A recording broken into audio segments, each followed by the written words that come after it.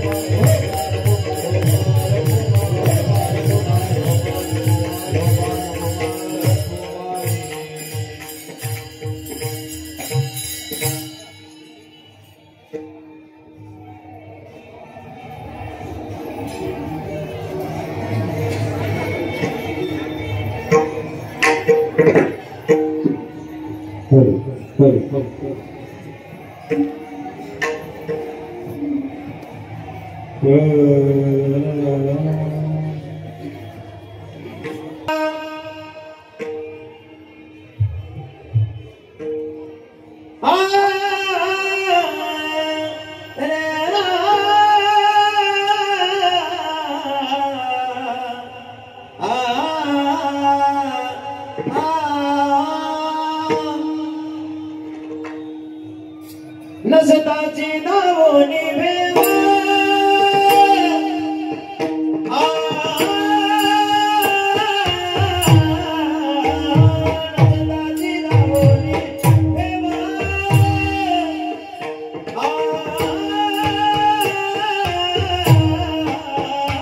नसताची नावोनी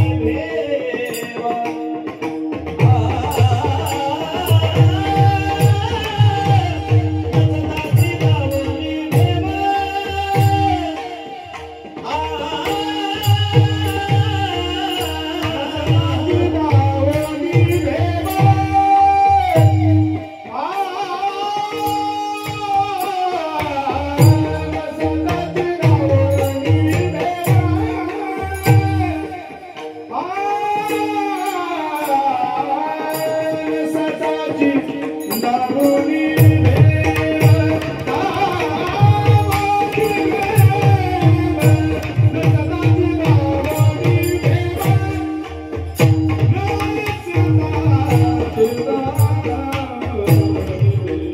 नसताची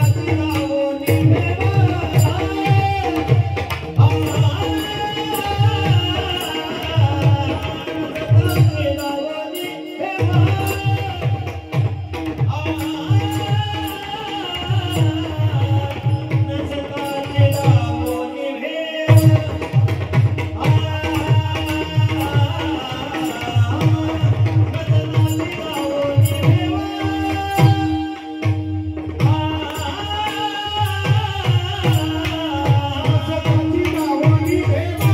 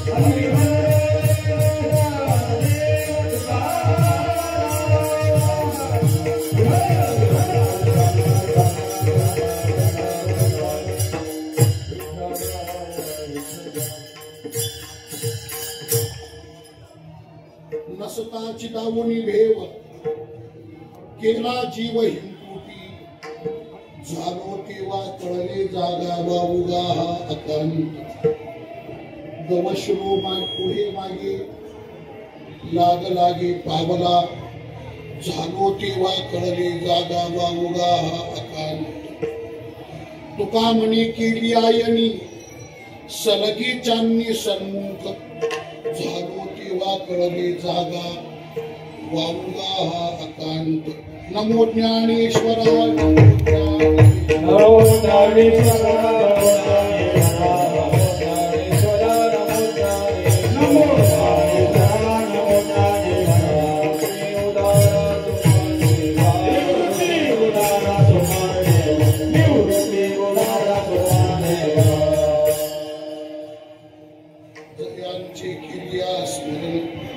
होय सकळ विद्येंचे अधिकरण तेची वंदू श्रीचरण श्रीकृतीचे तेचे नमस्कारो मी कथा नसता चिदावणी भेव केला जीव हिमकुटी झालो तेव्हा कळले जागा वावुगा हा अकांत संत श्रेष्ठ जगद्गुरु श्री तुकाराम महाराजांचा एक अतिशय महत्वपूर्ण असा हा अभंग आहे.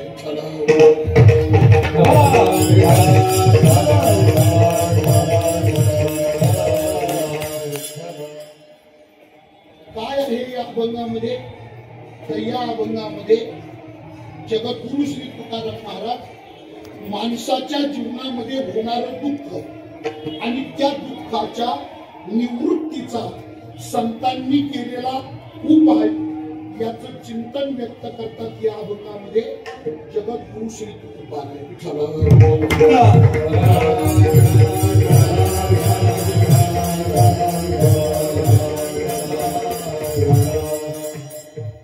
विषय असा आहे, या मृत्यूलोकी प्रत्येकाचं जीवन दुःखात, प्रत्येकाचं जीवन दुःखात आहे. तुम्ही कोणाकडेही पहा तर प्रत्येकाचं जीवन या मृत्यूलोकी दुःखात. कबीरदासजींचे शब्द इतके समर्पक आहे, इतके चपखल आहे. कबीरदास म्हणतात, जो देखे सो दुखिया बाबा. कबीरदास काय बोलले? जो देखे सो, जो देखे, अर्थ तुमच्या लक्षात येईल सर्वांच्या. काय शब्द आहे? जो देखे सो, जो देखे सो, म्हणजे तुम्ही ज्याच्याकडे पाहाल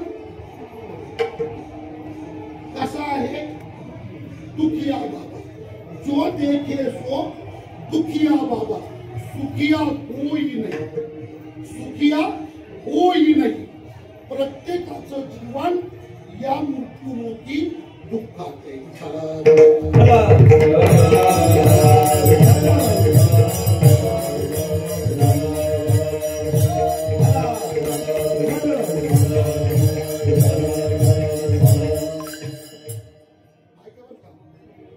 प्रत्येकाचं जीवन दुःखात आहे. फक्त तुमच्या आमच्या सगळ्यांचा एक घोटाळा आहे. जीवन सगळ्यांचं दुःखातच आहे, पण आपल्या सगळ्यांचा एक फार मोठा घोटाळा आहे. आपला घोटाळा काय?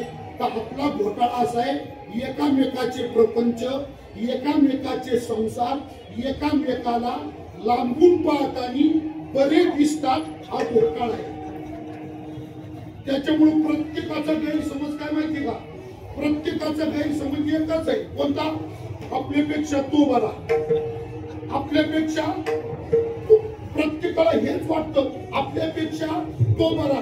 पण मी तुम्हाला खरं सांगतो, बरं कोणाचंच नसतं, सगळ्यांचं सारखंच असतं. हे फक्त आपल्याला वाटतं. माणसं रस्त्याने चालले, एकामेकाला भेटले तर म्हणतात सुद्धा, माणसं एकामेकाला भेटल्यावर म्हणतात सुद्धा काय? माणसं बोलतात काय? आवाज येतो. हे वाढू नका, वाढू नका. याचा इको कमी. विठ्ठला विठ्ठला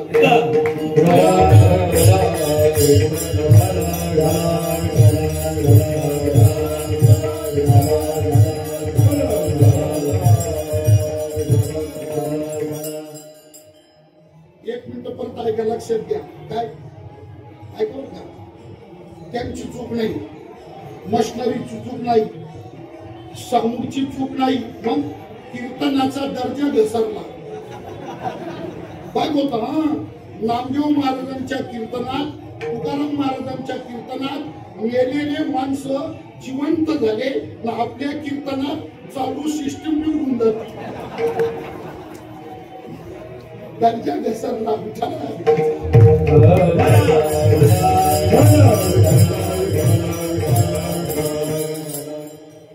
काय होतं?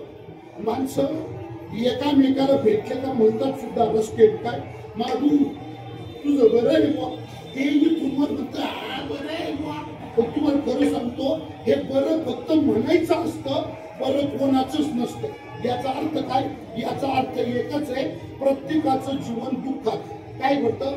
त्याचा बंगला, त्याची गाडी, त्याची वाडी, त्याची प्रॉपर्टी, त्याची श्रीमंती, त्याची इस्टेट, हे सगळं लांबून पाहिलं का माणसाला असं वाटतं आपल्यापेक्षा तो बरा. पण मी तुम्हाला एक सांगतो, ऐका.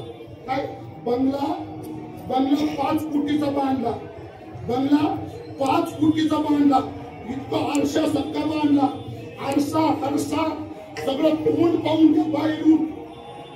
आरसा बंगला इतका सुंदर बांधला, पण तरी पण सांगतो ऐका. काय? बंगला बाहेरून पाहणारा चांगला वाटतो, पण मध्ये काय चालतं ते मधल्यांनाच कळतं, बाहेरच्यांना कळतं. बाहेरच्यांना कळतं का? बंगला खूप बनायावे आणि बंगला तर सुंदर आहे, तो बाहेरून पाहताना देखना चांगला दिसतो, पण मध्ये काय असतं ना ते बाहेरच्यांना कळत नाही. मधल्यांनाच कळतं.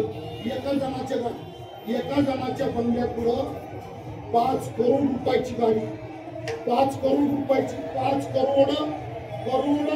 5 कोटी रुपयाची गाडी, बुलेट प्रूफ गाडी, एअर कंडिशन गाडी, जबरदस्त गाडी,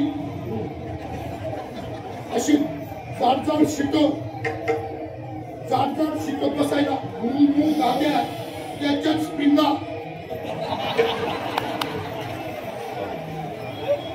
जबरदस्त गाडी. रस्त्याने एक जण चालला, त्याने ती गाडी पाहिली, तो गाडीकडे पाहतच राहिला. तो म्हटला ते एखाद्याला द्यायला लागला तर किती देतो, काय माप आहे? तेवढ्यात त्या गाडीचा मालक बंगल्यातून बाहेर आला, रस्त्यावर हा पाहत होता. याला विचारलं काय पाहतो? तोंड बघाने काय देवाची कृपा, काय भारी गाडी दिली, किती जाडजाड शिट, किती मऊ गाड्या. तरी सुद्धा गाडीचा मालक त्याला म्हटलं बाबा तुला नाही तेच बरं. हा म्हणता असं काय बोलतात, देऊ तुम्हाला देऊन विसरला, अरे इतकी भारी गाडी दिली, आभार मानायचे तर तू म्हणता तुला नाही तेच बरं. हा म्हटलं तेच सांगतो बाबा, तुला गाडी नाही तेच बरं. तो किती जाड शिट, किती मऊ गाड्या. तर तो मालक म्हटलं तुला खरं सांगू का, काय शिट पुष्कळ जाड आहे, गादी पुष्कळ मऊ आहे, पण मूळव्याध झालंय ना.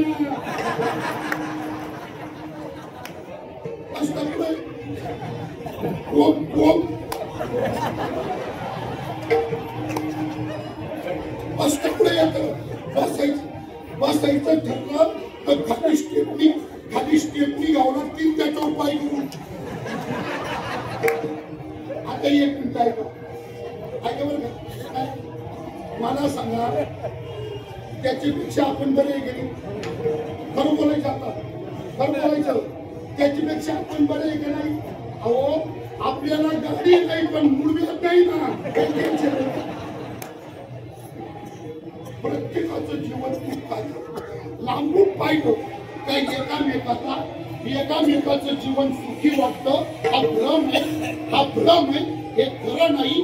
पण प्रत्येकाचं जीवन दुःखात आहे, हे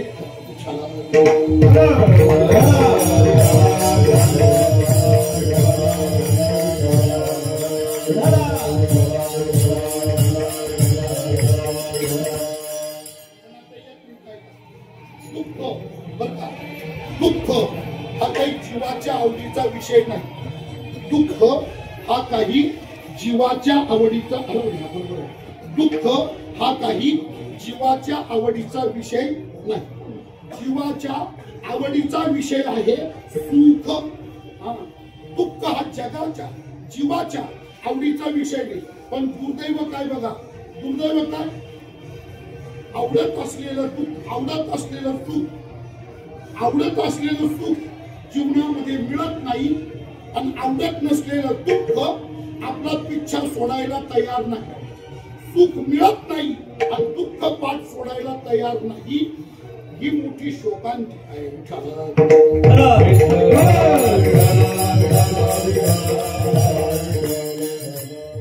आणि मग प्रश्न असा पुढे येतो की आवडत नसताना सुद्धा, आवडत नसताना सुद्धा, इच्छा नसताना सुद्धा, प्रयत्न नसताना सुद्धा जीवाला दुःख का भोगावं लागतं, याचं नेमकं कारण काय?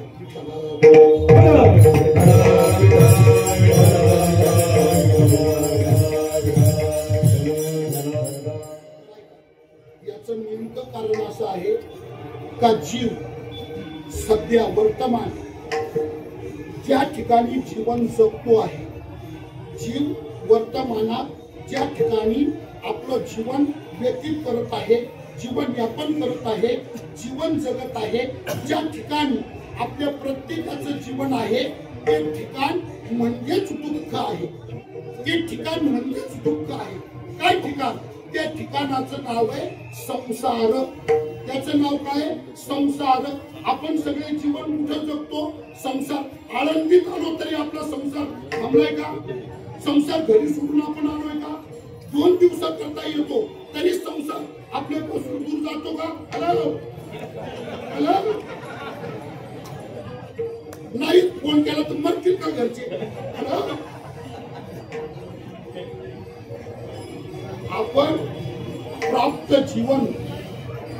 जीवन जिथे जगत आहोत त्याचं नाव आहे संसार. आणि संसार म्हणजे दुःख. ऐका बरं का, संबंध सांगितले ना, त्याचे वेदांतांनी संबंध सांगितले ना, त्याच्यामध्ये संसार आणि दुःख यांचा संबंध सांगितला. काय संबंध आहे? संसाराचा दुःखाचा नेमका काय संबंध आहे? काय का? संसार आणि दुःख यांचा जन्यजनक भाव संबंध आहे. जन्यजनक भाव, प्राप्य प्रापक भाव यांचा संबंध आहे. त्याच्यात जन्यजनक भाव हा संसाराचा आणि दुःखाचा संबंध आहे. म्हणजे कसा? ऐका, संसार हा जनक आहे, तर संसार या जनकाचा दुःख हे जन्य आहे. जनक म्हणजे बाप आणि जन्य म्हणजे मुलगा, जन्य म्हणजे पुत्र आणि जनक म्हणजे पिता. जन्म देणारा जो त्याला म्हणतात जन्य, आणि जन्माला येणारा जो त्याला म्हणतात, त्याला जन्म देणारा जो त्याला म्हणतात जनक, आणि जन्माला येणारा जो त्याला म्हणतात जन्य. मग दुःखाचा जन्म कुठे आहे? दुःखाचा जन्म कुठे आहे? तर दुःखाचा जन्म संसारात आहे.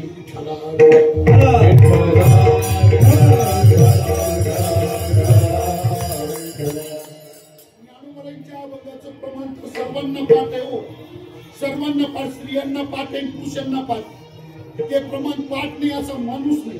असे काही काही अभंग आहे का त्यातले तुकोबरांचे, ज्ञानोबरांचे असे काही काही वचन आहेत का ते वचन कुणीच वाचले नाही, पण सगळ्यांच्या पाठ आहे. एक वचन काय? ठेविले अनंते, कोणाचे पाठ नाही हो. ठेविले अनंते कोणाचे पाठ नाही हो, सगळ्यांच्या पाठ.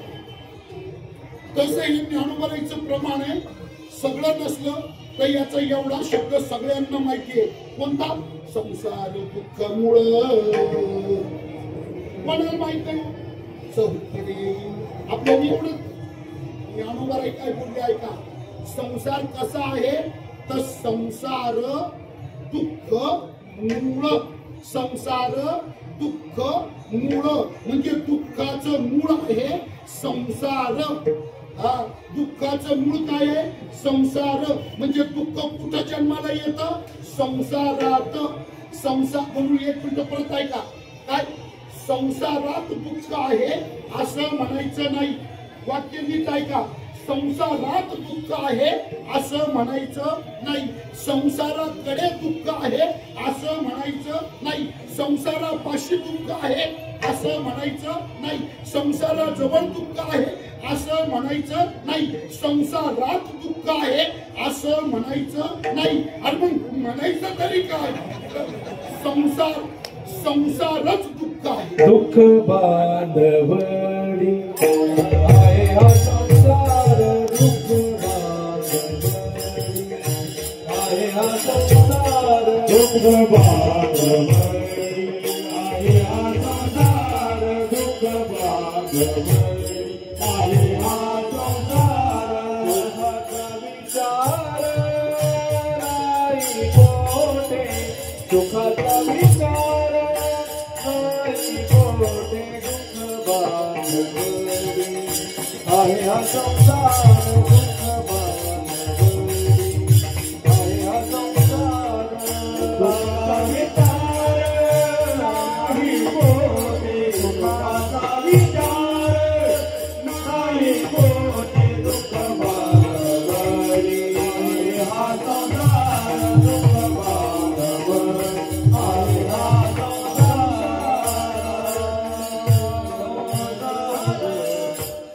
दुःख संसारात दुःख आहे असं म्हणू नका. मग काय म्हणा? संसारच दुःख आहे. हा शब्द योग्य आहे. संसारच दुःख आहे. जसं तुम्ही एक मिनिट ऐका. आग आणि पाणी, आग आणि पाणी हे शब्द दोन आहे, पण वस्तू कसं? आग आणि पाणी हे शब्द दोन आहे, पण वस्तू मात्र दोन नाही, वस्तू एकच आहे. पाणी म्हणजे आग, आग म्हणजे पाणी. नदीच्या काठी जे लोक राहतात, उन्हाळ्या दिवसात नदी आटती, पात्र कोरडं पडतं, आगरतूक मुक्कामी गाडीने रात्री पाहुणा आला, झोपला, सकाळी उठला, हातात मिश्री घेतली, चुळीत चुळीत पट्ट्यावरती आला, समोर नदीचं पात्र कोरडं पाहिलं आणि दात घसता घसता धर्मांकाला तो म्हटला गाव म्हणजे काय, नदीचं पात्र कोरडं पडलंय, मग तुमच्या पाण्याची व्यवस्था काय? सध्या पाण्याची व्यवस्था काय? तर आपण त्याला काय म्हणतो? सध्या आम्ही जिऱ्याचं पाणी वापरतो. सध्या आम्ही जिऱ्याचं, आपण उत्तर काय देतो? सध्या आम्हाला पाणी कोणतं? तर सध्या आम्ही जिऱ्याचं पाणी वापरतो. म्हणजे आपण उत्तर काय देतो? जिऱ्याचं पाणी, जिऱ्याचं पाणी. मी सांगतो ऐका, जिऱ्याचं पाणी असं नका म्हणू, जिऱ्याचं पाणी असं नका म्हणू. मग जिऱ्याचं पाणी नाही, पाण्याचा जिरा. जिऱ्याचं पाणी नाही, पाण्याचा जिरा. का? कारण त्याचं असं आहे, ज्याच्यात पाणी असतं त्याला जिरा म्हणतात, आणि ज्याच्यात पाणी नसतं त्याचं नाव खड्डा. बिगर पाण्याचा कोरडा त्याला कोणी जिरा म्हणतं का? त्याचं नाव काय? खड्डा. आणि ज्याच्यात पाणी असतं त्याला म्हणावं जिरा. मग पाण्याचा जिरा नाही, जिऱ्याचं पाणी. आडाचं पाणी नाही, पाण्याचाच आड. शब्द दोन पण पदार्थ दोन नाही, वस्तू दोन नाही. अजून ऐका एक मिनिट. काय? दिवा आणि प्रकाश शब्द किती आहे? दिवा आणि प्रकाश शब्द किती आहे? स्वतंत्र दोन. आणि वस्तू किती आहे? असं काही थोडंच आहे, दिवा वेगळा प्रकाश वेगळा असं आहे का? आणि तसं मानलं तर किती मोठा घोटाळा होईल. दिवा आणि प्रकाश स्वतंत्र वेगळे दोन मानले तो घोटाळा किती मोठा होईल. काय घोटाळा? दिवा विझवला तरी प्रकाश तसाच राहील असं होतं नाही ना. दिवा विझवला ज्या क्षणी प्रकाश संपला, ज्ञानवरांची उभी मारावी घेतली गोड आहे म्हणून दीप पालवे आणि सभी चित्ते मालवे, त्या रविबिंबा सभी प्रकाश जाय. अर्जुना, दिवा विझवला ज्या क्षणी प्रकाश संपला त्या क्षणी. दिवा आणि प्रकाश शब्द दोन, वस्तू एक. अजून ऐका, साखर आणि गुढी शब्द किती, वस्तू किती. असं काही थोडंच आहे, गुढी गुढी वेगळी, साखर साखर वेगळी असं असतं का? आणि तसं असलं तर डायबिटीस वाल्यांचे किती सोयीला येईल. पण तसं नाही. मुळात गुढी म्हणजे साखर, साखर म्हणजे गुढी, दिवा म्हणजे प्रकाश, प्रकाश म्हणजे दिवा, आड म्हणजे पाणी, पाणी म्हणजे आड, जिरा म्हणजे पाणी, पाणी म्हणजे जिरा. तसं संसार म्हणजे दुःख आणि दुःख म्हणजे संसार.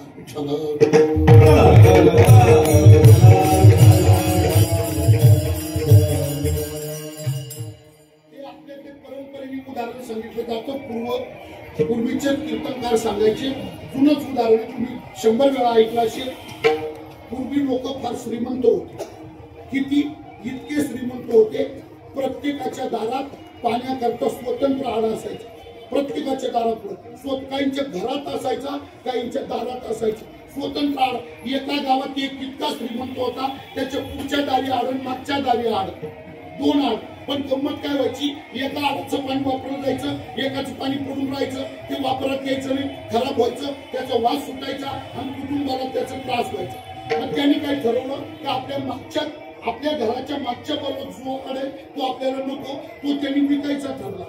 आणि नेमकं योगायोग कसं राहतो बघा. काय, मागच्या बाजूला ज्याचं घर होतं त्याला आडच नव्हता, त्याला लय आडाची अडचण होती. त्याला कळालं हा आड विकतो, याच्या मागच्या बाजूचा आड त्याच्या पुढच्या बाजूला येत होता. त्यांनी घ्यायचा ठरला. तो याला भेटला का आड विकायचा, तुला घ्यायचा तेवढ्याला मी 5,000 रुपयाला ठरलं. मग घ्यायचा ना, ते 5,000 घे आड. पण घेणारा हुशार होता, संविधानाने चालणारा होता, त्याचा संविधानावर जास्त विश्वास होता.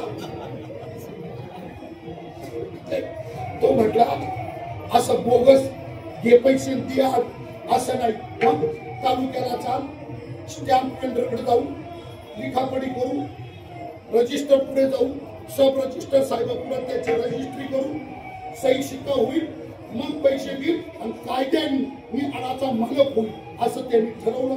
2 जण तालुक्याच्या गावाला गेले. तो स्टॅम्प घेतला, लिहून घेणार, आमका तमका ढमका वय धंदा सगळं लिहिलं. आणि जो विकणार होता त्यांनी लिहिलं का मी अमुक तमुक धमुक वय आमचं धंदा शेती, माझ्या घराच्या मागच्या बाजूचा आड, मी माझ्या घराच्या मागच्या बाजूचा आमका तमका ढमका याला आज रोजी 5,000 रुपयाला विकला. त्या पोटी 5,000 मला मिळाले. आड त्याच्या मालकीचा झाला. आता माझी कुठल्या प्रकारची तक्रार नाही. आणि खाली सही करून देणारा, आणि सही करताना सुद्धा राजी खुशीनी, अक्कल हुशारीनी, नशा पाणी न करता सही शिक्का पडला. सब रजिस्टर साहेबाची सही झाली. कायद्याने आडाचा तो मालक झाला. 5,000 दिले. ते पेपर घेऊन घरी आला. घरच्या सर्व स्त्रियांना आनंद झाला. सकाळी 6 वाजता उठल्या, असती नसती तेवढे भांडे घेतले आणि आडावरती आल्या मालकीचा आड पाणी भरण्याकरता. तर पुढच्या घरच्या बाया मागच्या दारी आल्या आणि त्यांनी बाई आडातलं पाणी घ्यायचं नाही, आडाला धक्का लावायचा नाही, अजिबात पाणी काढायचं नाही. मागच्या घरच्या बाया चिडल्या, पाणी घ्यायचं नाही म्हणजे, पाणी काढायचं नाही म्हणजे, फुकट पाणी घेतो का, विकत घेतलंय आड, 5,000 दिले, आमचा आड आहे, तू कोण नको म्हणणारी, तुझा काय संबंध, मी पाणी भरणार, ती म्हटली भरून नाही देणार, ही म्हटली भरणार म्हणजे भरणार, ती म्हटली भरूनच नाही देणार, तू काय समजली, चुकली आधी लागतात, तू काय समजली,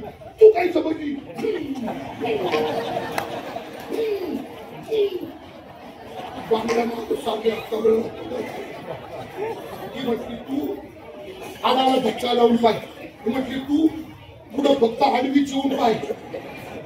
तेवढ्या मागच्या घरचा मालक आला, पुढच्या घरचा मालक आला, त्यांचं तुफान भांडण.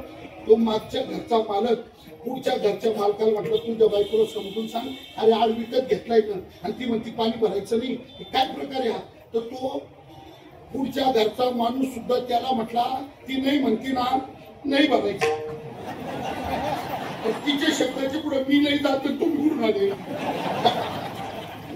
नाही म्हणते ना ती, नाही तर नाही, नका तो म्हटलं नका भरू म्हणजे काय, हा म्हटलं 1 मिनिट आहे, आणि तो आड विकत घेतलाय मी 5. म्हटलं तू विकत घेतला ना, एक काम कर, घरात जाय, तो स्टॅम्प चांगला नीट लक्षपूर्वक वाच, 100 वेळा वाच. ते काय त्या स्टॅम्पवर मी फक्त इतकंच लिहून दिलं, माझा आड मी तुला विकला, पण पाण्यासहित आड असा शब्द वापरलेला. त्याच्यामुळं 1 मिनिट लक्षात घे, का आड जरी तुझा असला तरी पाणी मात्र माझं आहे, नाही बोलू द्यायचं.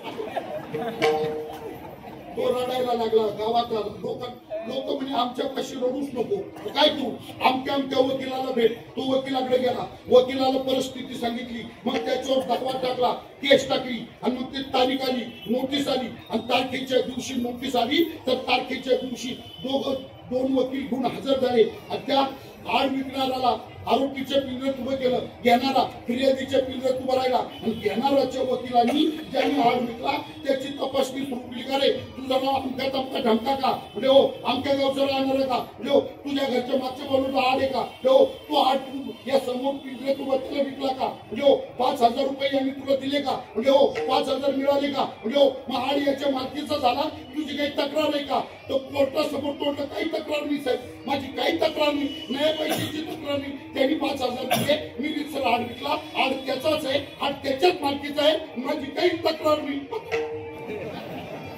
वकिलाचं डोकं काम करीन वकील 2 मिनिटं आड तर त्याचाच आहे म्हणतो माझी तक्रार नाही म्हणतो आता नेमकं काय आणि मग वकील म्हटलं का रे ते काय आड त्याचा आहे 100% त्याची मालकी मानतो तू मग त्याला पाणी का भरून देत नाही तू ना साहेब पाणी मात्र भरून देणार नाही कारण ती माझी मर्जी त्याचा आड तुझी मर्जी काय कामाची तुझी मर्जी कशी तो म्हणतो साहेब तुम्ही पण स्टॅम्प नीट वाचा मी त्याला आड विकला कागदावर फक्त आडाचा उल्लेख आहे पण पाण्यासह आड असा उल्लेख नाही त्याच्यामुळे आड जरी त्याचा असला तरी पाणी मात्र माझं आहे नाही भरून देणार आता पण वकील असतो वकिलांनी त्याच्यातून पॉइंट काढ वकील म्हणता 1 मिनिट आहे आड याचा इथं काही तक्रार आहे का नाही आड त्याचा आहे ना 100% आड त्याचा मग तुझं म्हणणं काय आड त्याचा आणि पाणी तुझं बरोबर ना आड त्याचा आणि पाणी तुझं आणि मग वकील त्याला म्हटलं 150 आणा याच्या आडामध्ये तुझं पाणी ठेवायचं काय संबंध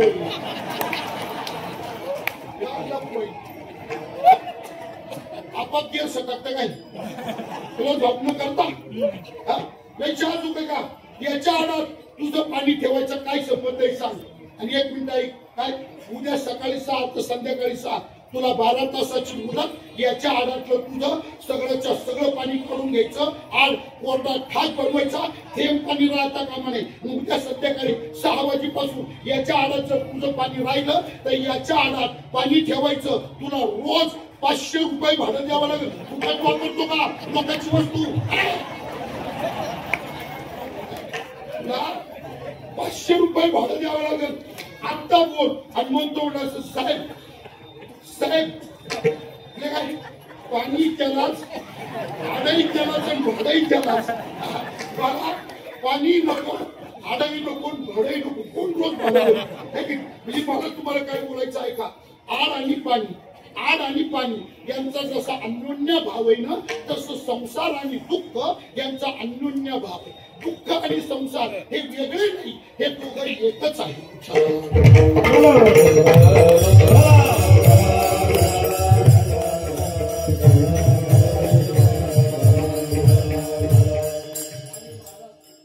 या दुःखाच्या नित्य उपभोगानं प्रत्येकाचा जीव त्राहिमाम झाला जीवाला नको नको झाला उबगलाय जीव या नित्य दुःखाला जीव उबगलाय आणि आता त्या जीवाची भावना आहे का जीवाची भावना काय तर त्या जीवाची भावना आहे काय या दुःखाचा कायमचा नाश व्हावा आणि मला परमानंद प्राप्त व्हावा दुःख निवृत्त व्हावं आणि आनंदाची मला प्राप्ती व्हावी या इच्छेमध्ये सध्या कोण आहे जीव आता ऐकलं बरं का जीवाची भावना तर गोड आहे जीवाची भावना गोड दुःख निवृत्त व्हावं आनंद प्राप्त व्हावा जीवाची भावना तर गोड आहे पण जीवाची एक अडचण आहे दुःख निवृत्तीची सुख प्राप्तीची जीवाची भावना गोड आहे पण जीवाची अडचण आहे जीवाची अडचण काय तर जीवाची अडचण आहे दुःखाच्या आत्यंतिक निवृत्ती करता आणि परमानंदाच्या प्राप्ती करता नेमकं साधन काय करावं रामबाण साधन काय करावं असं काय साधन आहे तर ते साधन अवलंबिलं म्हणजे दुःखाचा आत्यंतिक नाश आणि परमानंद प्राप्त होईल असं साधन काय करावं या साधन ज्ञानाविषयी जीव अनभिज्ञ आहे जीवाच्या ठिकाणी साधन ज्ञानाची अनभिज्ञता आहे साधन काय करावं याचं यथार्थ ज्ञान जीवाकडे नाही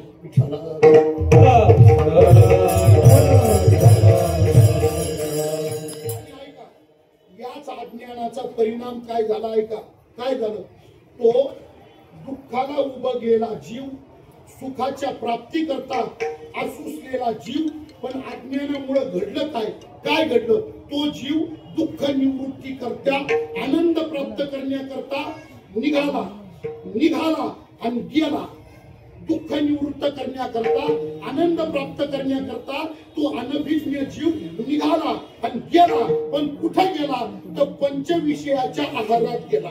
शब्दस्पर्श, रूप, रस आणि गंध या 5 विषयाच्या आहारात गेला. आणि त्यांनी एकच ठरवून टाकलं, हे पंचविषय मिळवणे, मरेपर्यंत भोगणे आणि आनंद प्राप्त करणे, याच्याकरता जीव निघाला.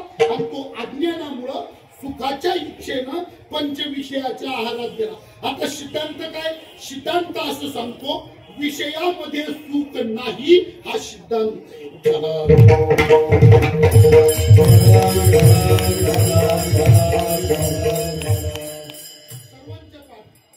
भगवान म्हटले अर्जुना, म्हणून या विश्वातले तत्वज्ञ सत्पुरुष या विषयाच्या नादी लागत नाही. का? कारण जीवाला सुख देण्याचं सामर्थ्य या पंचविषयाकडे नाही. विषय जीवाला कधी किती मिळाले, डोंगरा एवढे मिळाले तरी विषय जीवाला सुख देऊ शकत नाही.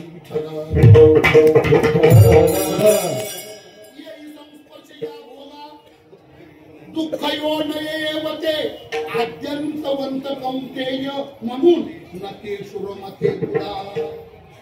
ज्ञानोबा काय बोलले? विषयी सुद्धा आहे हे बोलण्याची सारिके नोहे का विद्युत स्फुरणे न पाहे जगामाची विठाला.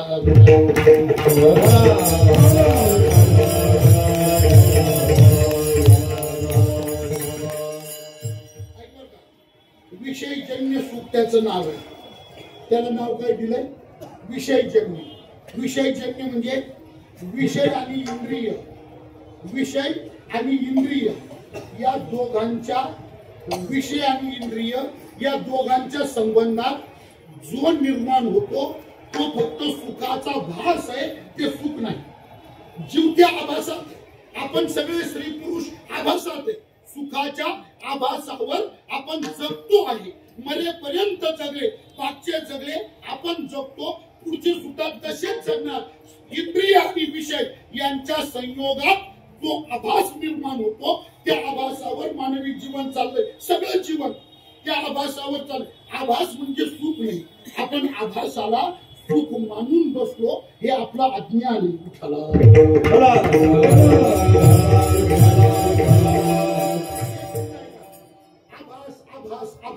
आभास म्हणजे काय हो? आभास याचा अर्थ असा आहे का ते सुख असल्यासारखं वाटतं, पण सुखाची गरज पूर्ण करत, सुखासारखं वाटतं पण गरज पूर्ण करीत. त्याला उदाहरण ज्ञानोबरीने काय बोर्ड दिलं बघा. विजा चमकतात, पावसाळ्याच्या दिवसात विजा चमकतात, बरोबर.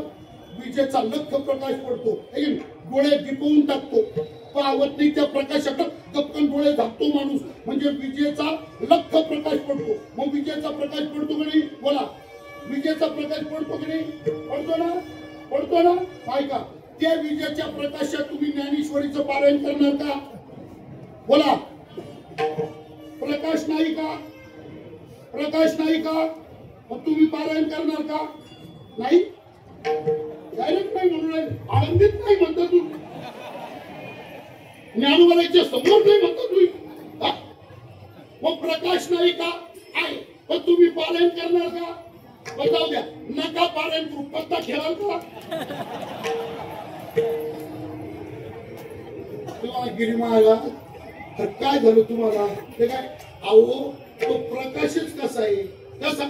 ज्ञानेश्वरीचं पान उलटेपर्यंत टिकत नाही आणि पत्ता हातात घेऊन पाहेपर्यंत राहत नाही.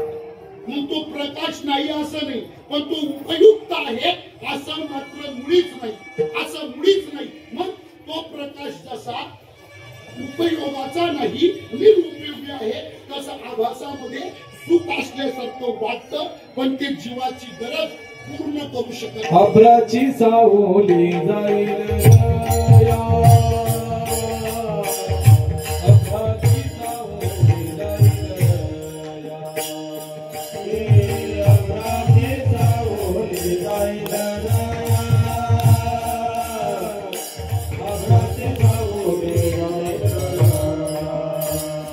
विषयाचे गमन सुख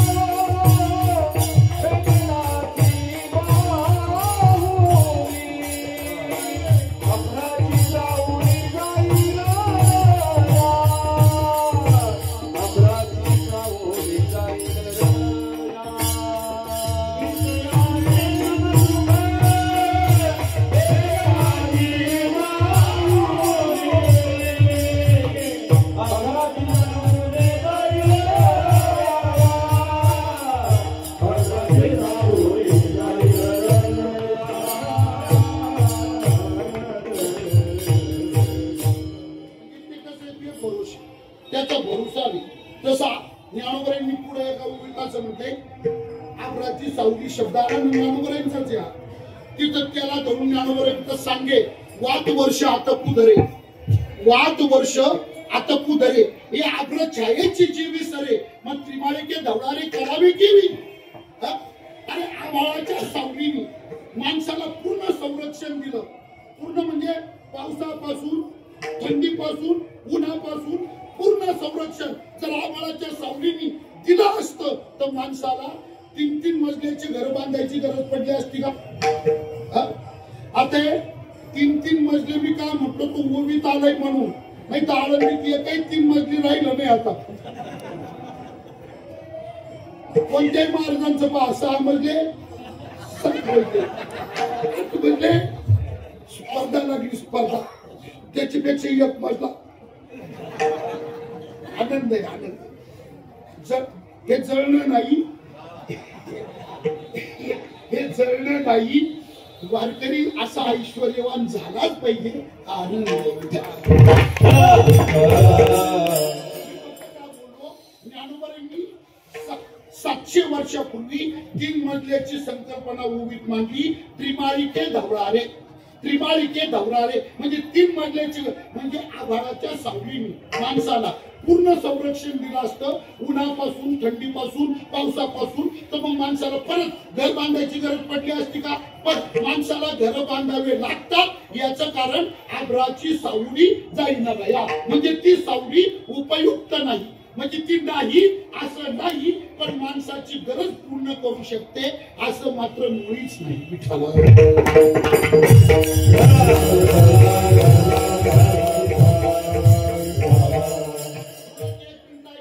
विषय काय करतात तर विषय जीवाला बद्ध करतात, बांधून टाकतात आणि दुःख देतात.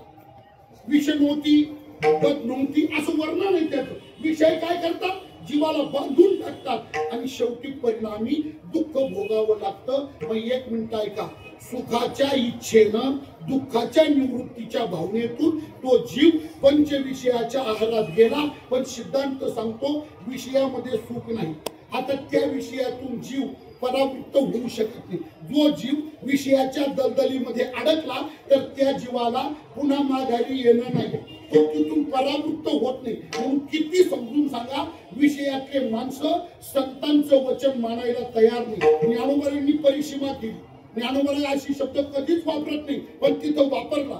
असं कधीच बोलत नाही ज्ञानोबा पण तिथं बोलले. काय बोलले? ज्ञानोबा म्हणतात मनोनी या सगळ्या विषयाचा 5व्या अध्याय शेवट करताना ज्ञानोबा म्हटले मनोनी विषय सेवनीचे सुख ते साध्यंताची जाण दुःख. आणि पुढचे शब्द ऐका परी काय कीचे मूर्ख. इथं लाल रेख मारा. काय कीचे मूर्ख न सेविता न सरे विठ्ठला.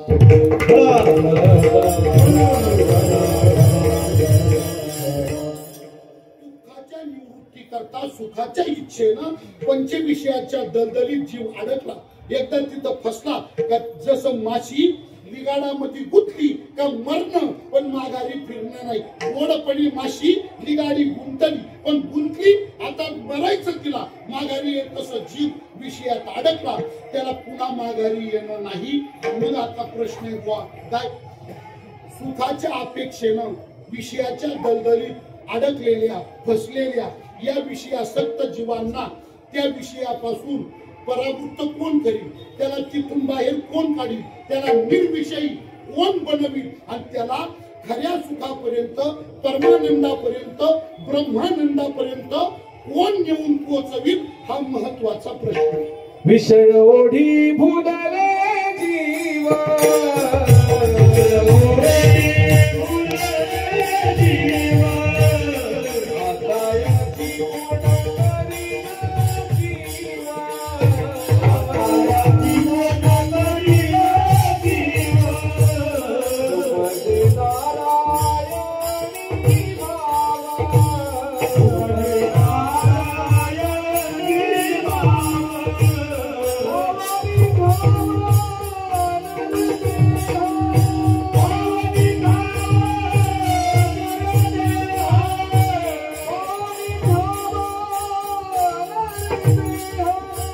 Hare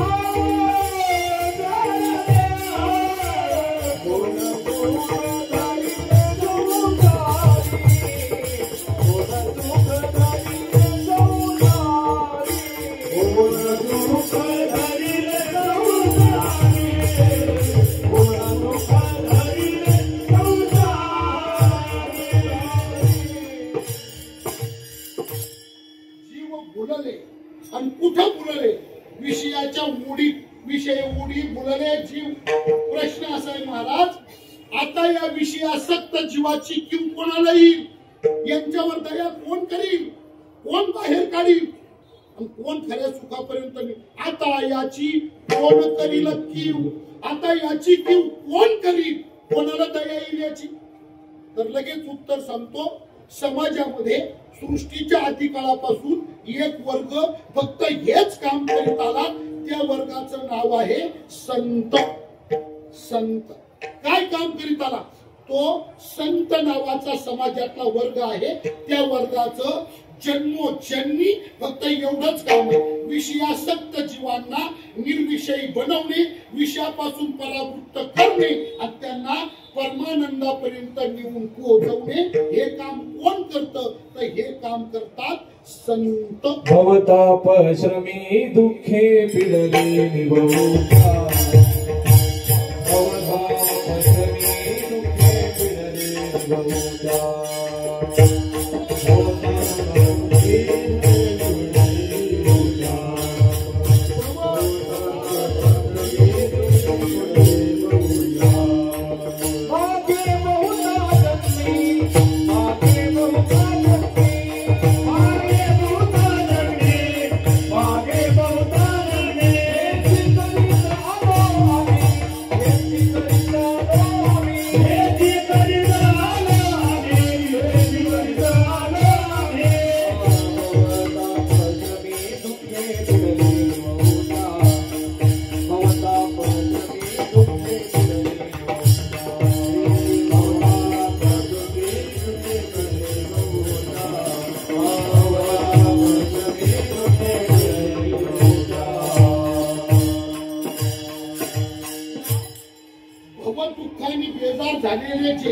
भवता अपश्रमी या दुःखाने पीडित महाराज म्हणतात त्या निववू, त्यांना निववण्याचं काम आम्ही करतो.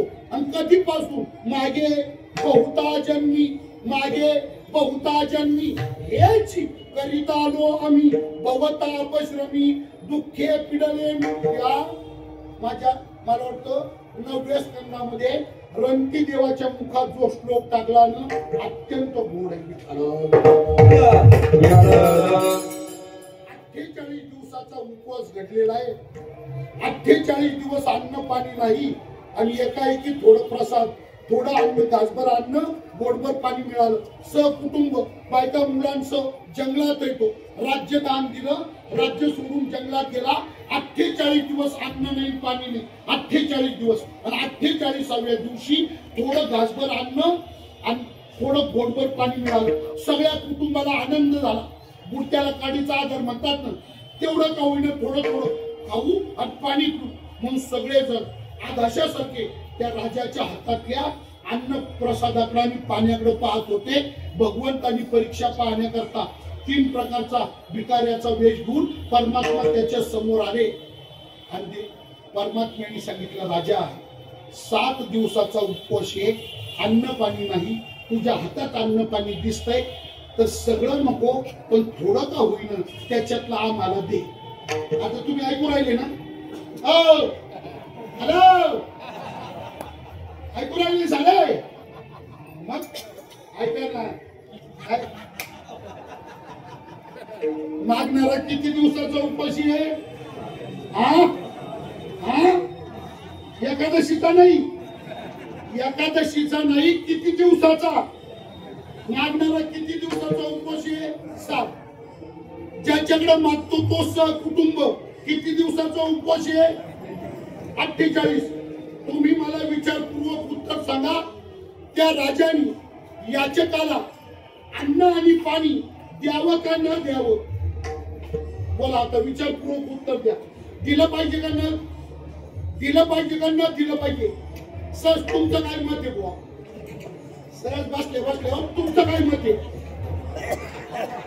हो, रोडवर येऊ नका, सहज बस. तुम्हाला काय वाटतं बुवा, दिलं पाहिजे का न दिलं पाहिजे?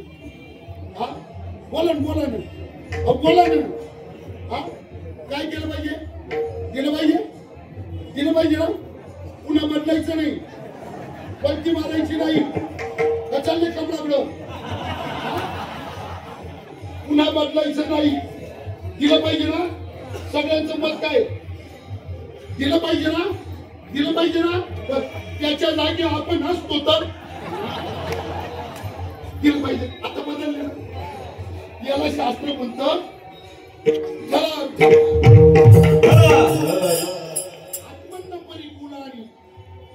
परेशन्य समाचार. तिथं आपण स्वतः आत्मिक विचार करा. स्वतः असतो तर. पण महाराज रंगती देवानी दिलं कृष्णार्पण मस्तू. आणि देव प्रसन्न होऊन मूळ रूपात प्रगट झाले. सांगितलं राजा तुझ्यावर आम्ही प्रसन्न. काय तुला इच्छा आहे माग? काय देऊ बोल तुला? तुझं गेलेलं राज्य परत देऊ. सार्वभौम सत्ता देऊ. चक्रवर्तीत्व सत्ता देऊ. राजा तुला काय देऊ? त्यावेळी महर्षी व्यासांनी त्याच्या मुखात जो श्लोक टाकला तो फार गोड आहे. त्यांनी सांगितलं मला बाकीचं काहीच नको.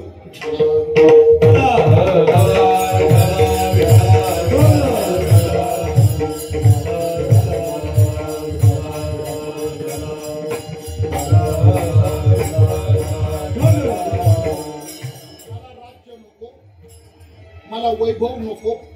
मला मोक्ष सुद्धा नको. मोक्ष सुद्धा नको. राजा मग तुला देऊ काय? तुझी इच्छा काय? त्यांनी सांगितलं प्रभू माझी इच्छा फक्त एकच आहे. काय? कामये दुःख तप्तानाम. कामये दुःख तप्तानाम प्राणी नाम आरती नाशनम. मला द्यायचंच असं देवा तर एकच द्या.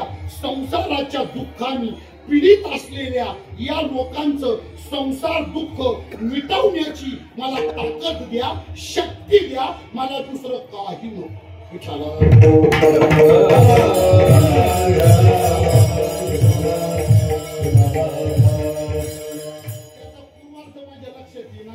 मदत तरी बघू.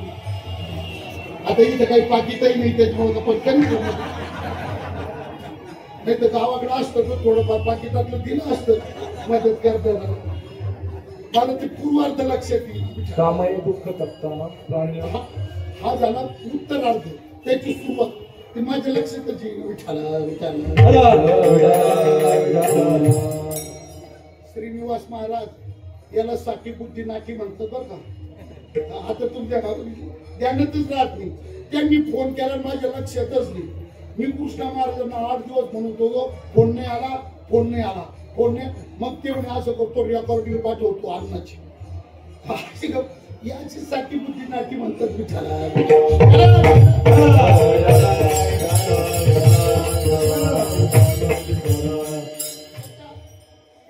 पहिल्या पादाचा उत्तरार्ध आहे न राज्यम ना पुनर्भवम.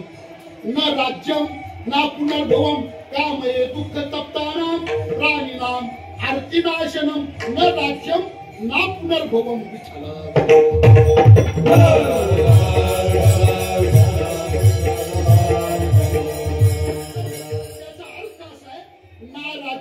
राज्य नको न पुनर्भवम म्हणजे जन्म भावारूप मोक्ष नको. मग देऊ काय? एकच द्या देवा. द्यायचं असेल तर काय देऊ? कामये दुःख तप्तानाम प्राणिनाम आर्तिनाशनम. म्हणजे मला बोलायचं काय? संत काय करतात तर संसाराच्या दुःखात पिडलेल्या या जीवाला दुःखातून मुक्त करतात आणि परमानंदापर्यंत नेतात. हेच करीत आलो आम्ही भवतापश्रमी दुःखे पिडले निवृत्त्या. आणि ऐका अशा दयावान संतांच्या संगतीत हा विषयासक्त जीव आला. दयावान संतांच्या संगतीत हा विषयासक्त जीव आला आणि संतांनी दयावृत्तीनं त्या जीवाच्या दुःखाच्या निवृत्तीचा उपाय केला. तो विषयासक्त संतांच्या संगतीत आला आणि संतांनी दुःख निवृत्तीचा उपाय केला. काय उपाय केला? जो उपाय केला तो तुकाराम महाराज कीर्तनाच्या अभंगाच्या शेवटच्या चरणात तुका म्हणे केली आयरी.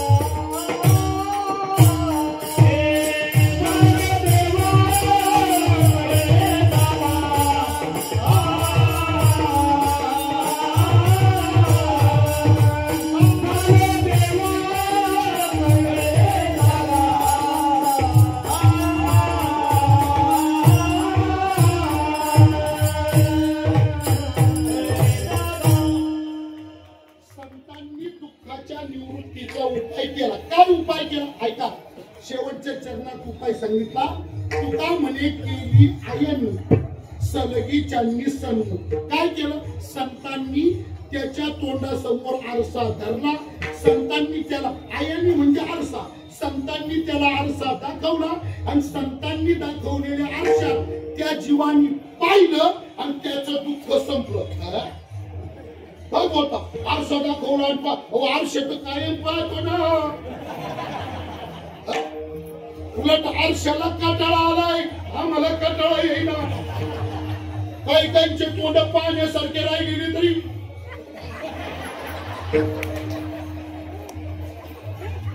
फार वाकडी तोंड झाली तरी आरसा कंटाळाय. तुम्ही काय म्हणतात? तुका म्हणे केली आयनी सगळी आरसा दाखवला आणि तोंड पाहिलं मीठ. हो पण एक मिनिट ऐका. अगोदर तुम्हाला मला असं सांगायचंय, हा उपाय कोणी केला? हा उपाय केला कोणी? ज्यांनी उपाय केला ऐका बरं का, ज्यांनी उपाय केला त्यांना तुकोबारांनी एक विशेषणाचा शब्द वापरला इथं.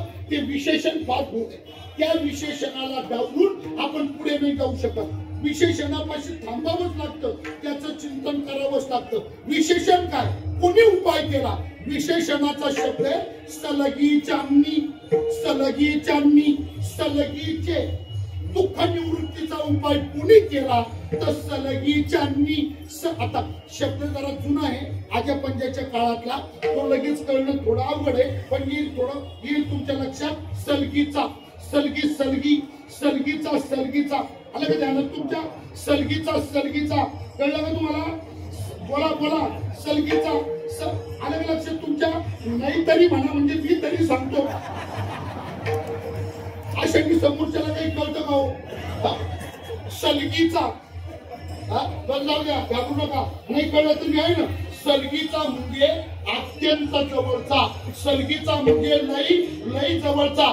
सलगीचा म्हणजे खूप खूप जवळचा. कळला नाही?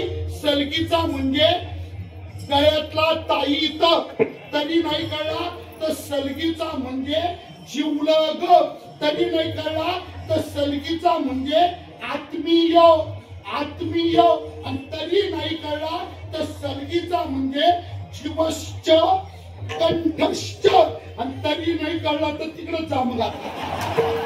कारण मला माहिती असलेले शब्दांचे पर्याय संपले आहे की काय?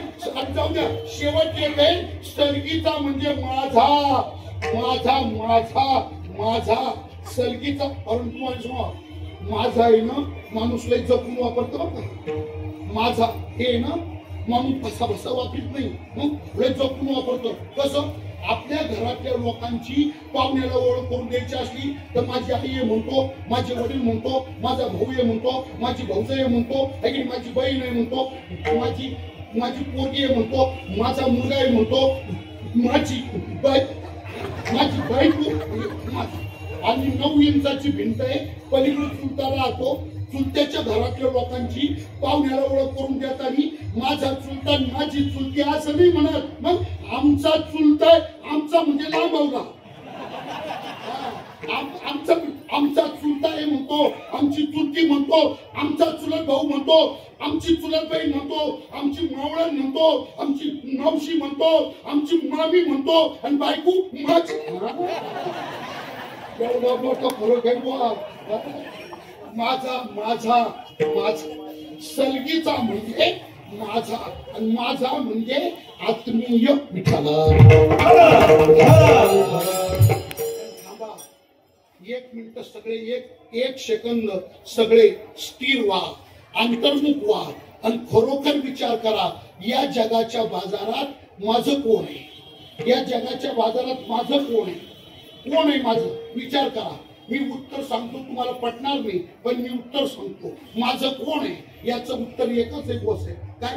या जगाच्या बाजारात माझं कोणीच नाही आणि मी कोणाचाच नाही. माझं कुणीच नाही आणि मी कोणाचाच नाही. मला माझं नेमकं कोण आहे? माझा फक्त एकच आहे. कोण? विठोबाचा प्राण सखा प्राणोबा माझा. विठोबाचा प्राण सखा प्राणोबा माझा. विठोबाचा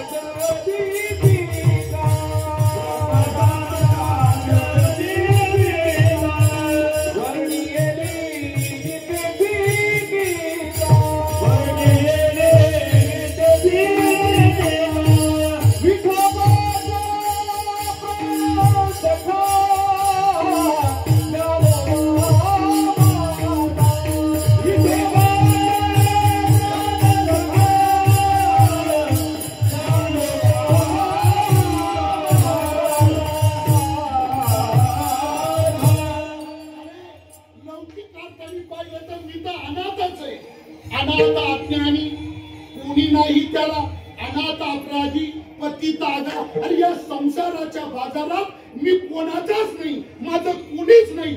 लौकिकात मी खऱ्या अर्थाने अपराधीच आहे. पण एक विचार केला तर ज्ञानाबाई माझी अनाथाची माय, ते माझे सोय रे सज्जन सनाती, ते माझे सोय रे सज्जन सनाती, ते माझे सोय रे सज्जन सनाती.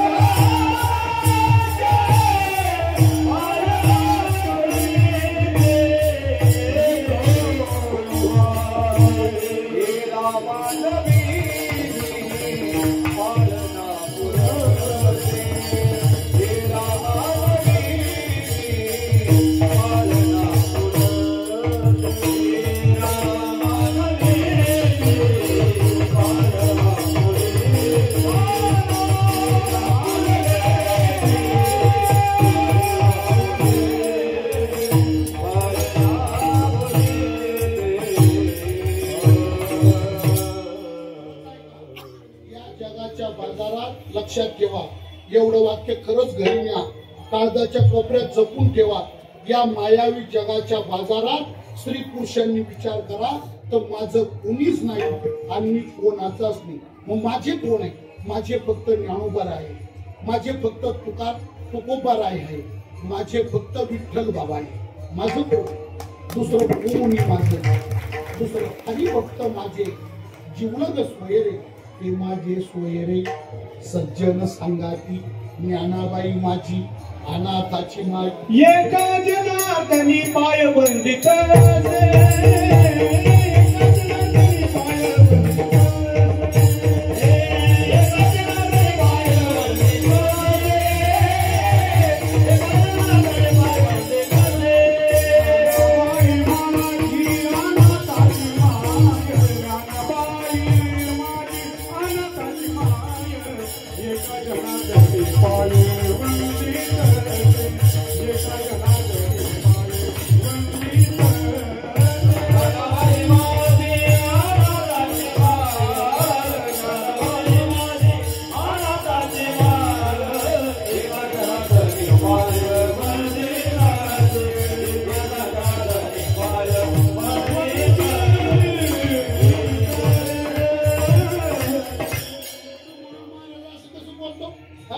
माझं कोण आहे?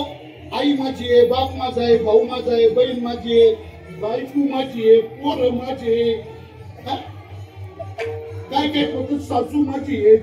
अरे बावळ्या, तुझी आई बापच तुझे नाही तर तिची आई बाप पुढं कोण नाही मला. आणि तुम्हाला तर सांगू का, ऐका बरं का, नातं जे आहे ना, नातं हे नात्याचं जे जाळं आहे ना, हे जाळं याला महत्व फक्त इतकंच आहे. किती?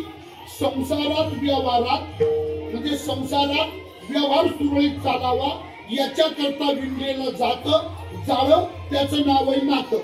व्यवहार सुरळीत चालावा, सुरळीत पार पडावा त्याच्याकरता विणलेलं जाळं, त्याचं नाव आहे नातं. म्हणजे व्यवहारात व्यभिचार होऊ नये, अनाचार होऊ नये, तो व्यवस्थित चालावा त्याच्याकरता नात्याचं जाळं. याच्यापेक्षा नात्याला फार महत्व नाही तर खास विचार केला तर आपलं कोण आहे?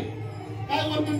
माँ कहती है बेटा मेरा है, बाप कहता है बेटा मेरा है, लेकिन ना माँ का ना बाप का, ये तो जन्म दिलाने का नाता है।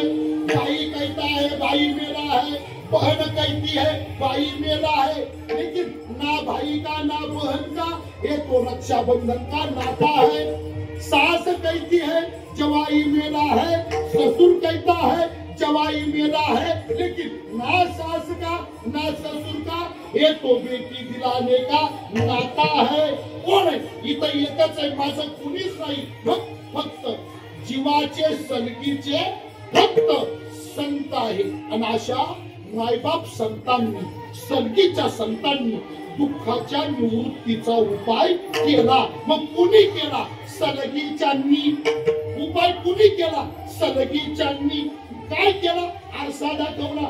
तुका म्हणे केली आयनी, सलगीच्यांनी सन्मुख। पण एक मिनिट ऐका, संतांनी दुःख निवृत्ती करता जीवाला जो आरसा दाखवला, तर तो काचेचा आरसा नाही। सकाळ दुपार संध्याकाळ हे कातड्याचे तोंड आपण ज्याच्यात पाहतो तो काचेचा आरसा नाही। मग संतांनी दुःख निवृत्ती करता जीवाला जो आरसा दाखवला, त्या आरशाचं नाव आहे सद्बोध, बोध रूपी आरसा। आरसा म्हणजे बोध। संतांनी काय पुढे केलं? बोध, त्याच्या पुढे बोध दिला, आणि त्या बोध रूपी आरशामध्ये जीवानी पाहिलं। परत ऐका, तर त्याला काय दिसलं? त्याला काय दिसलं? बोध रूपी आरशात पाहिलं तर काय दिसलं? काचेचा आरसा। काचेचा आरसा प्रतिबिंब दाखवतो, म्हणजे काचेचा आरसा रूपाचं दर्शन घडवतो। काचेचा आरसा रूपाचं दर्शन घडवतो, आणि संतांचा बोध रूपी आरसा स्वरूपाचं दर्शन। नवी पाहिरा राही पिले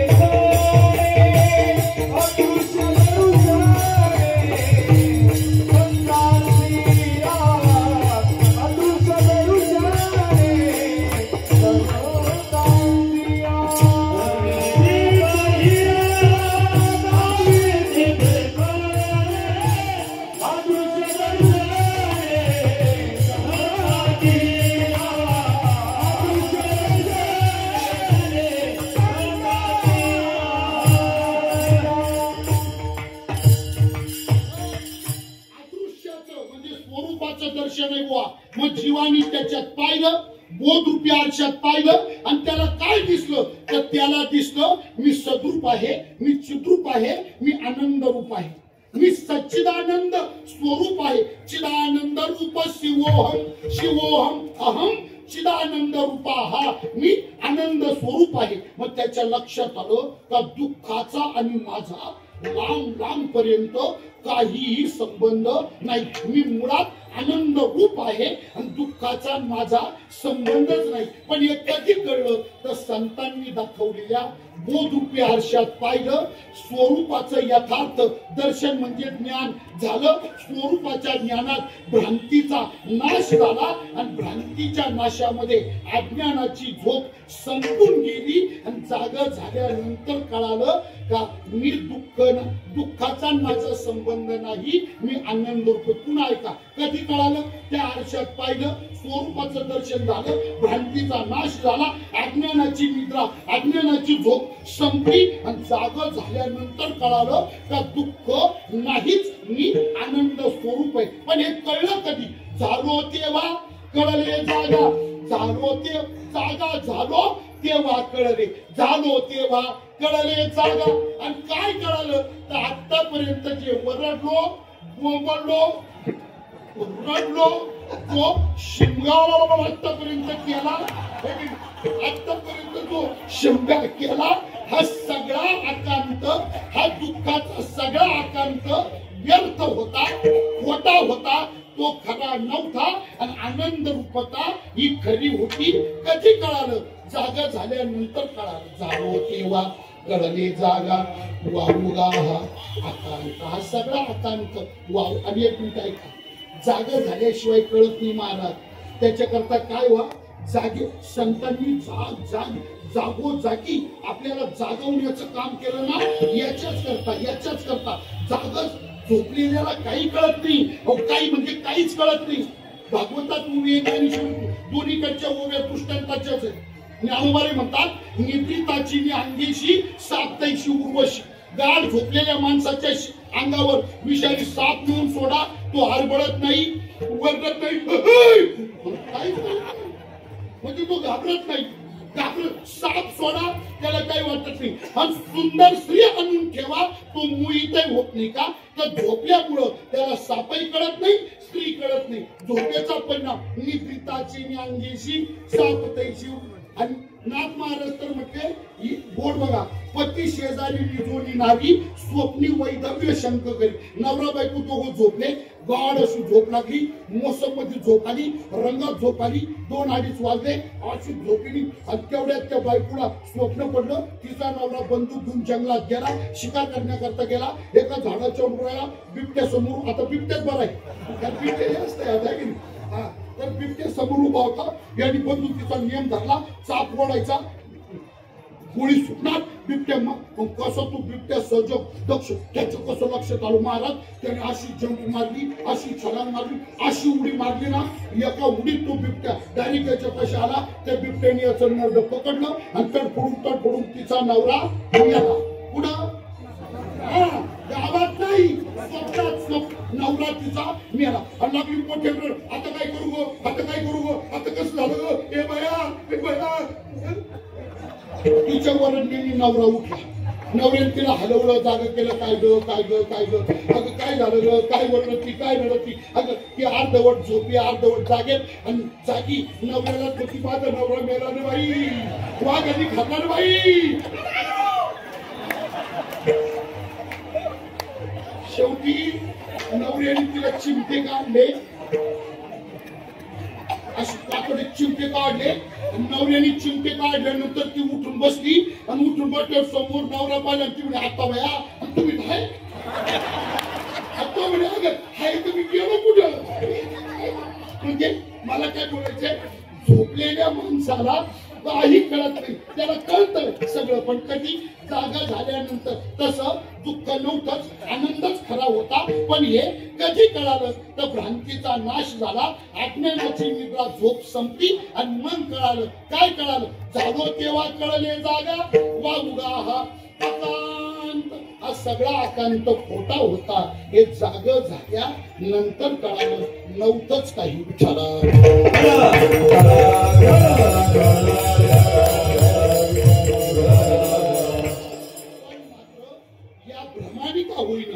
भ्रमानिका होईना या संधीत, सुख दुःखाच्या संधीत अडकलो होतो.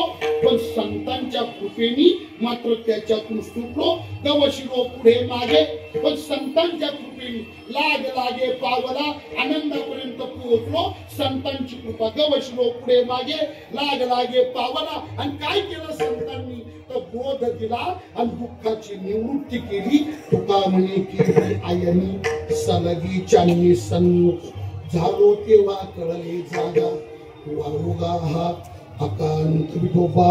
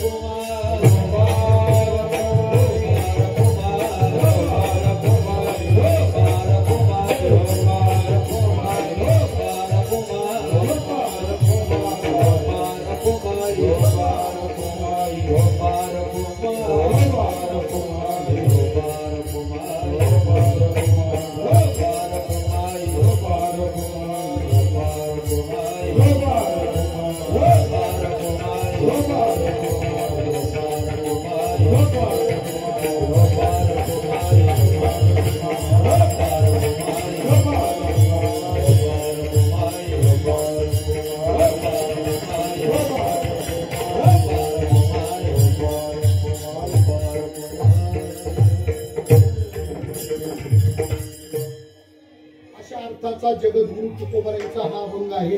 मी माझ्या अल्पबुद्धीप्रमाणे त्याचा अल्पसा विचार आपल्या सर्वांच्या समोर सांगण्याचा यथामती प्रयत्न केलेला आहे. वेळ आपला संपलेला आहे. कैवल्य साम्राज्याचे चक्रवर्ती सम्राट संजीवन समाधीधर संत श्रेष्ठ ज्ञानोबारायांच्या संजीवन समाधी सोहळ्याच्या निमित्ताने प्रतिवर्षाप्रमाणे आपण सर्वजण या ठिकाणी उपस्थित आहोत आणि संजीवन समाधी सोहळ्याच्या निमित्ताने अखंड हरिनाम सप्ताह आणि ग्रंथराज ज्ञानेश्वरी पारायणाचा सोहळा या ठिकाणी आपण संपन्न साजरा करीत आहोत. ज्ञानोबारायांची असीम कृपा, परमपूजनीय, परमश्रद्धेय, परमादरणीय स्वानंद सुखनिवासी ब्रह्मलीन प्रातस्मरणीय सद्गुरु विठ्ठल बाबा यांचा अमोघ अशा प्रकारचा कृपा आशीर्वाद आणि त्याचबरोबर या सगळ्या कार्यक्रमाचं सुंदर अतिशय देखणं नियोजन करणारे म्हणजे कोणत्याही कार्यक्रमात दिवसभर घडणाऱ्या कोणत्याही कार्यक्रमाला पाहता क्षणी नजर लागावी असं सुंदर नेत्रदीपक नियोजन करणारे या विठ्ठल बाबा देशमुख धर्मशाळा या धर्मशाळेचे आणि बाबांचे उत्तराधिकारी आणि अनुयायी आमच्या अत्यंत हृदयस्थ असलेले परम आदरणीय श्री हरिभक्ती परायण श्री निवासजी महाराज यांचं कुशल असं नेतृत्व, मार्गदर्शन आणि प्रेरणा आणि या धर्ममंडपात उपस्थित असलेल्या तुम्हा सर्व स्त्री पुरुष भाविकांचं महाराजांच्या ठिकाणी बाबांच्या पासून असलेलं मोलाचं सहकार्य या समग्र योगायोगातून प्रतिवर्षाप्रमाणे हा कार्यक्रम संपन्न होतो. मला आनंद वाटेल बघा. 1981 साली प्रथम बाबांची आणि माझी भेट अहिल्यानगर या ठिकाणी माळीवाड्यामध्ये बुवाजी बुवाच्या मंदिरात झाली. मी 81 ला इथं पाठाला बसलो. व्याकरणाची परीक्षा दिली 81 ला पहिली आणि 81 ला माझा संस्थेमध्ये प्रवेश झाला आणि त्याच वेळी नगरहून काही माणसं संस्थेमध्ये आले आणि बुवाजी बुवाच्या मंदिरातला सप्ताह, तर त्या सप्त्याकरता त्यांना टाळकरी पाहिजे होते, गायक वादक पाहिजे होते आणि म्हणून आम्हाला मोठे बुवांनी 10-15 पोरांना आम्हाला तिथं पाठवलं आणि तिथं आम्ही 8 दिवस सप्ताहाला राहिलो. तिथं बाबा कीर्तनाला यायचे. बाबा तेव्हा एकदम म्हणजे तब्येत वगैरे खूप सुंदर होती. बाबा अगदी जवान होते. तेव्हा माझं वय 15 वर्षाचं होतं. मी वयाने 15 वर्षाचं होतो. बाबा एकदम आणि त्यावेळी नगरमध्ये कीर्तनाच्या या वारकरी संप्रदायाच्या क्षेत्रात 2-4 नावं फार अग्रेसर होते. त्याच्यामध्ये वैकुंठवासी गुरुवर्य श्री हरिभक्तीपरायण रघुनाथ महाराज उमरेकर, त्याच्यानंतर वैकुंठवासी गुरुवर्य हरिभक्तीपरायण तुकाराम शास्त्री महामुनी महाराज, त्याच्यानंतर वैकुंठवासी हरिभक्तीपरायण पंडित महाराज उमरेकर आणि नगरला बुवाजी बुवाच्या मंदिरात माडीवरती एक आमच्या बेटा आमचं जे गंगागिरी महाराजांचं बेट आहे, आमचे बाबा त्या बेटात शिकले कीर्तनकार. मग त्या बेटाचे बाबांचे गुरुबंधू एक देवराम बाबा म्हणून होते. ते त्या बुवाजी बुवाच्या मंदिराच्या माडीवर त्यांची रूम होती, ते तिथं राहायचे. मग आम्ही तिथं सप्ताहाला जायचो. त्या सप्ताहाचं नियोजन माळीवाड्यामध्ये जो विशाल गणपती मंदिर आहे त्या विशाल गणपती मंदिराचे पुजारी गेंडानाथ स्वामी महाराज होते. ते नाथपंथी होते आणि ते गेंडानाथ बाबाचं आणि माझं इतकं प्रेम झालं का मी इथं आम्हाला जेव्हा पाठाला सुट्ट्या असायच्या, दिवाळीची, रामनवमीची वगैरे हे सुट्ट्या असायच्या, तर मी माझ्या घरी जात नव्हतो. मग मी विशाल गणपती मंदिरात राहायचो. 15-15 दिवस राहायचो, महिना राहायचो, विशाल गणपती मंदिरात राहायचो आणि ते गेंडा बाबा माझे सगळे लाड पुरवायचे. का तर मी त्यांची मर्जी संपादन केली, त्यांच्या विश्वासाला उतरलो म्हणून. आणि त्यावेळी 81 सालापासून आम्हाला सद्गुरु विठ्ठल बाबांच्या पवित्र दर्शनाचा, संगतीचा आणि श्रवण करण्याचा योग प्राप्त झाला आणि असा तो अखंड प्राप्त राहिला. आणि काय असेल तर असो, तोच ऋणानुबंध धरून म्हणा तर काय म्हणा, पण योगायोगाने या धर्मशाळेमध्ये कीर्तन सेवेचं एक प्रकारचं बाबांचा आशीर्वाद प्राप्त झाला. मला अजूनही ती मूर्ती समोर बसल्याचा भास होतो. मी इथं उभं राहिलो तर मला दरवर्षी उभं राहिलो, डोळे मिटले का मला असं वाटतं बाबा समोरच्या आसनावर बसलेले ते कायम तिथं बसून राहायचे आणि मी विनोद केला का ते नर्म हसायचे, प्रतिसाद द्यायचे. थोडं हसायचे पण अंतःकरणापासून हसायचे, मन मुराद म्हणजे खूप, आणि असं त्यांचं अपार प्रेम आहे, असीम कृपा आहे. त्यांच्याच कृपेने आपल्या सर्वांच्या परमार्थाची वाटचाल चाललेली आहे. अशीच त्यांची कृपा आपल्या सर्वांच्या जीवनाच्या अंतश्वासापर्यंत आपल्या सर्वांवरती राहो ही ज्ञानराज माऊलींच्या चरणी प्रार्थना करतो. सेवेला विराम देतो. जाता जाता दुसरी एक गोष्ट मी मागच्या वर्षी बोललो, त्याच्या मागच्या वर्षी बोललो, खरंच आहे काय बघा, शिष्य म्हणजे संसार केलेल्या माणसाला मुलगा व्हावा, संसारिक माणसाला मुलगा व्हावा, पण तो मुलगा असा निघावा बापाचं नाव बुडवणारा असावा. मुलगा कसा असावा? बापाचं नाव बुडवणारा असावा. म्हणजे काय, तर याचा अर्थ असा का मुलाची ओळख बापाच्या नावावर अवलंबून न राहता मुलाच्या कर्तृत्वानी, मुलाच्या नावाने बाप ओळखला जावा, हा त्याचा अर्थ आहे. आता कृष्णा महाराज, आज कृष्णा महाराजांना कोणी काय म्हणतो, कोण आहे? हे पांडुरंगगिरी महाराजांचा मुलगा आहे. कोण आहे? पांडुरंगगिरी महाराजांचा मुलगा आहे. पण कृष्णा महाराजांनी असं कर्तृत्व करावं का उद्या याच वारीमध्ये लोक असं म्हटले पाहिजे का पांडुरंग महाराज गिरी हा कृष्णा महाराजांचा बाप आहे. कृष्णा महाराज पांडुरंग महाराजांचा मुलगा नाही, मग पांडुरंग महाराज गिरी कृष्णा महाराजांचा बाप आहे. याचा अर्थ असा की बापाचं कार्य अतिशय उत्तुंगपणाने पुढे नेणारा मुलगा असावा, शिष्य असावा, उत्तराधिकारी असावा. आणि या स्थानाचा मोठा योग आहे. तर खरोखर बाबांचंच कार्य अतिशय जोमानी आणि वृद्धिंगत स्वरूपामध्ये आदरणीय श्री हरिभक्तीपरायण श्रीनिवास महाराजांनी पुढे चालवले. जसं एक मिनिट बघा, आपल्याकडे उदाहरण काय साहेब, आपल्याकडे उदाहरण आहे किसन गिरी बाबांनी शांती ब्रह्म श्री गुरु भास्कर गिरी